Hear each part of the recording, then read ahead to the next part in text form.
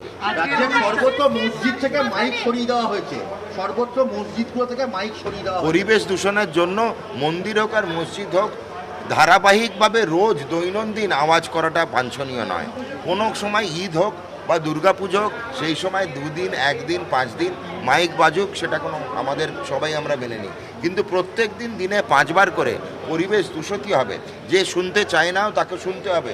ভগবান আমাদের সব দিয়েছে, চোখ বন্ধ করতে পারি, মুখ বন্ধ করতে পারি, বন্ধ করতে পারি না খালি আমাদের কান আর নাক। তো যেটু কান বন্ধ করতে পারতাম তাহলে আমার মনে হয় এদেরকে ছেড়ে দেওয়া যেত।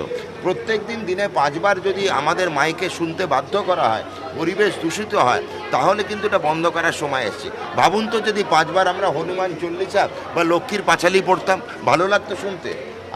আমরা যতটা সংযত থাকি, বাকি ধর্মের যারা অবলম্বন করছে তাদেরকেও সংযত থাকতে বলবো। ধর্ম নিজের নিজের, আপনারা নামাজ পড়ুন, যাই পড়ুন, বাড়িতে বসে পড়ুন, মাইকে অ্যানাউন্স করে পড়ার তো কোনো যৌক্তিকতা দেখতে পাচ্ছি না। আজকের অনুষ্ঠান 20 জুলাই নিয়ে কংগ্রেসের আজকে পদক্ষেপ করছে, তারা সত্যাগ্রহ আন্দোলন করছে, এই ব্যাপারে কি বলবেন? কংগ্রেস সত্যাগ্রহ শুনে ভালো লাগলো, দেখতে যাব। কংগ্রেস পশ্চিমবঙ্গ নেই, এক প্রথম কথা। ভারতবর্ষে প্রায় অবলুপ্ত প্রাণী, ওদের কিছু করতে হবে। ভেসে থাকার জন্য খড় দরকার, তো সেটাই ধরে এখন বাঁচার চেষ্টা করছে। এখন উনি কি চাইছেন আমরা জানি না। দেখুন, এখানে ধরা পড়ে যাবে, চোখে কোনো অসুবিধা নেই, মিথ্যে কথাটা ধরা পড়ে যাবে। একটা কণ্ঠস্বরে স্যাম্পল দিতে সে 5 বছর সময় কাটিয়ে দিল। চোখ দেখানোর ভাঁওতাবাজি জনগণ ধরে ফেলেছে, বিচার বিভাগ ধরে ফেলেছে।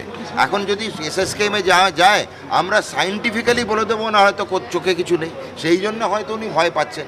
আর চোখে যদি সত্যিই কিছু থেকে দেখে, প্রত্যেক রোগীকে আমরা সম্মান দিয়ে দেখি।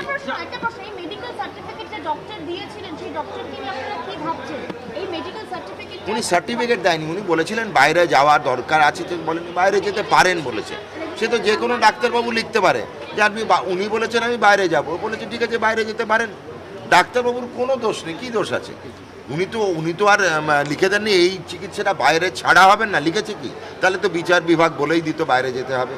কোনো ডাক্তারবাবু লেখেনি এটা পশ্চিমবঙ্গ বা ভারতবর্ষ হবে না। উনি ওখানে লিখেছেন যে ওনার যে রোগী, উনি বাইরে গিয়ে চিকিৎসা করাতে চান, তো উনি বলেছেন fit for air travel, international travel for medical purpose. খারাপ কি লিখেছেন? রেজিস্ট্রেশন নাম্বারটা নেই, সেটা নিয়ে আমাদের আগেও একবার বলেছেন আপনারা। আমরা যদি দরকার মনে